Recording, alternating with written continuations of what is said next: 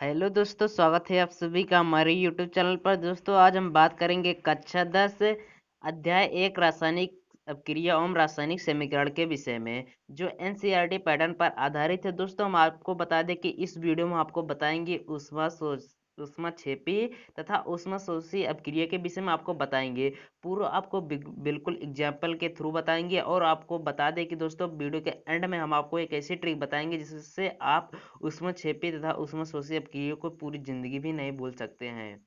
तो दोस्तों चलिए वीडियो को स्टार्ट करते हैं।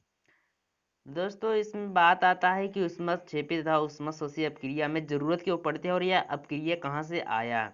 तो दोस्तों हम देखेंगे कि सामान्यतः रासायनिक अपक्रिया जो सामान्य प्रकार के रासायनिक अपक्रिया होती है उसमें ऊष्मा परिवर्तन के साथ संपन्न होते हैं। यानी जो समान प्रकार के उस रासायनिक अपक्रिया होती हैं उसमें ऊर्जा यानी ऊष्मा परिवर्तन के साथ ही वह पूरा संपन्न होता है।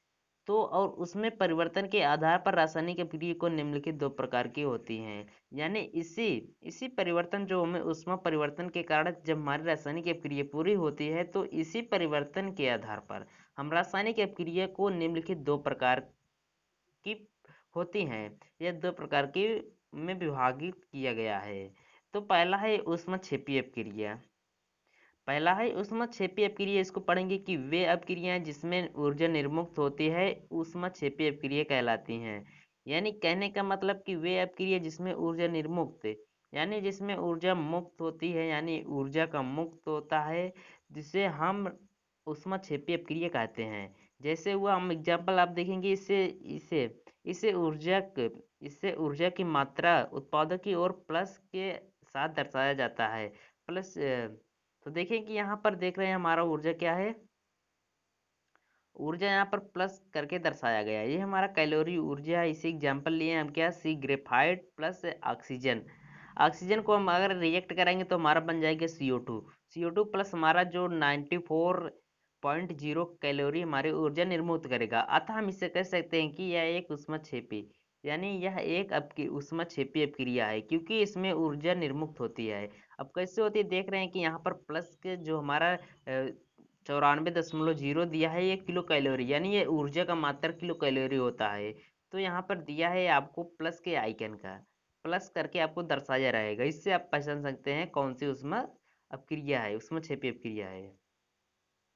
तो दोस्तों हम बात करेंगे अगले ऊष्माशोषी अपक्रिया के विषय में। ऊष्माशोषी अपक्रिया क्या होती है कि वे रासायनिक अपक्रिया जिसमें ऊर्जा का शोषण यानी जिसमें ऊर्जा का अवशोषण होता है ऊष्माशोषी अपक्रिया कहलाती है। इसमें ऊर्जा की मात्रा उत्पादों की ऋण यानी माइनस और प्लस प्लस ये किसकी ओर दर्शाता है, ये हमारे अपकारक के ओ प्लस के साथ दर्शाया जाता है। यानी कहने का मतलब है दोस्तों कि इसमें इसमें ऊर्जा उत्पाद में जो होगा, ऊर्जा जब उत्पाद बनेगा तब उसमें हमारी अवशोषण होगा ऊर्जा का, यानी उसमें ऊर्जा घट जाएगी। और तब इसमें जो होता है इसको किस प्रकार के दर्शाया जाता है, तो इसे उत्पाद की तरफ अगर आप देखेंगे तो इसे माइनस की तरफ से दर्शाया जाता है, और अगर रिएक्ट यानी अपकारक की ओर देखेंगे तो इसे प्लस करके दर्शाया जाता है। तो आप ध्यान दीजिएगा दोस्तों, हम एग्जाम्पल लिए हैं कि नाइट्रोजन प्लस ऑक्सीजन तो को अगर हम रिएक्ट करेंगे हमारा बनेगा 2NO, यानी हमारा नाइट्रिक ऑक्साइड बनेगा। नाइट्रिक ऑक्साइड जो हमें ऊर्जा का अवशोषण कर लेता है, जिससे हमारा -45 किलो कैलोरी माइनस हो जाता है। अगर हम बात करेंगे तो यही, अगर दोबारा बात करें कि अगर हम इस तरफ अपकारक की तरफ प्लस करके लिखे, तो जब अपकारक की तरफ प्लस करके लिखेंगे तो हमारा तब यहाँ पर अपकारक किलो कैलोरी हमारा यहाँ से जो माइनस होता है यहाँ पर आएगा तो हमारा प्लस हो जाएगा।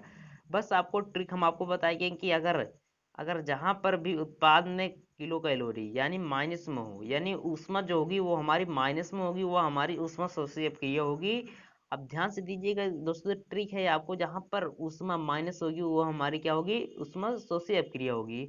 और जहाँ पर अभिकारक में प्लस कैलोरी होगी वहां पर क्या होगा, हमारा उसमें शोषी अपक्रिया होगी। और जहाँ पर माइनस उत्पाद में होगा किलो कैलोरी वो हमारी उसमें शोषी अपक्रिया होगी।